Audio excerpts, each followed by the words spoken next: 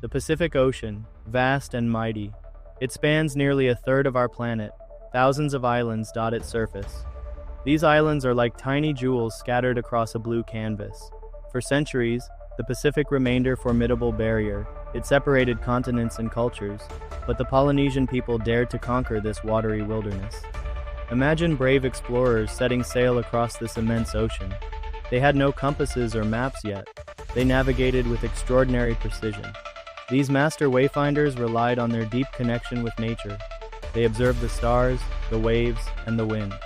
These skilled navigators were not just explorers, they were poets of the sea reading the ocean's rhythm. The Polynesian voyages were feats of incredible skill and courage. Imagine navigating by the stars alone. Picture yourself reading the subtle language of the waves. These voyages were more than just journeys.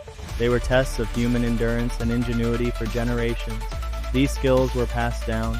They were a testament to the Polynesian people's deep understanding of the natural world. These voyages were not just about reaching a destination. They were about pushing the boundaries of human potential. The Polynesian Wayfinders remind us of the power of human observation. They inspire us to look to the natural world for guidance. The Polynesian voyaging canoe, or waka, was a masterpiece of engineering and design. Imagine two canoes joined together by a platform. This design provided stability and ample space for passengers and supplies. The double hull allowed the canoe to glide smoothly over the waves. It could handle rough seas and long voyages. These canoes were built from natural materials. The hulls were crafted from carefully selected trees. They were lashed together with strong ropes made from coconut fibers. The sails woven from panu leaves harnessed the power of the wind. Each canoe was a work of art. It was a testament to the ingenuity of the Polynesian people. The canoes were more than just vessels. They were seen as extensions of the navigators themselves. Each canoe had a name. It was treated with respect and reverence. The construction of a voyaging canoe was a sacred act. It involved rituals and ceremonies. It honored the ancestors who had sailed before. These canoes were not just built for functionality, they were designed with beauty and symbolism in mind. The curved lines of the hulls mimicked the waves of the ocean. The carvings and decorations on the canoe often depicted God's ancestors in important events. They were a source of pride for the community. Imagine a clear night sky above the Pacific Ocean. The stars are like diamonds scattered across a velvet cloth. For the Polynesian Wayfinders, the stars were more than just points of light. They were navigational beacons. They were celestial guides on their voyages. The navigators memorized the positions of hundreds of stars. They knew which stars rose and set at specific times of the year. They could determine their latitude and direction by observing these tidal bodies. Imagine using the stars as your compass and map.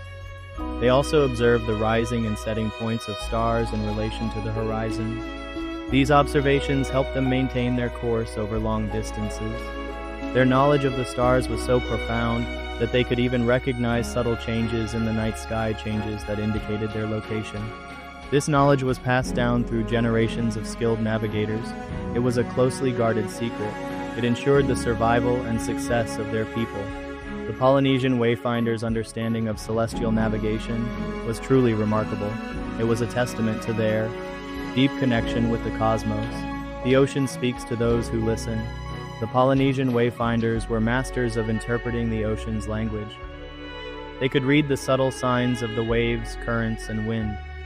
They used this knowledge to navigate the vast Pacific. Imagine feeling the rhythm of the waves beneath your feet. The Wayfinders could detect subtle changes in the wave patterns. These changes indicated the presence of islands. They observed how waves refracted or bent around islands. They could determine the location of land long before it was visible. The wind was another crucial navigational tool. The Wayfinders could identify different wind patterns. They knew which winds were favorable for sailing. They used this knowledge to their advantage. They could sail against the wind by using a technique called tacking.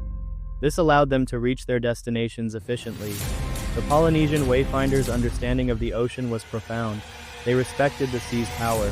They lived in harmony with its rhythms. Their knowledge of wave piloting and wind patterns was a testament to their deep connection with the natural world.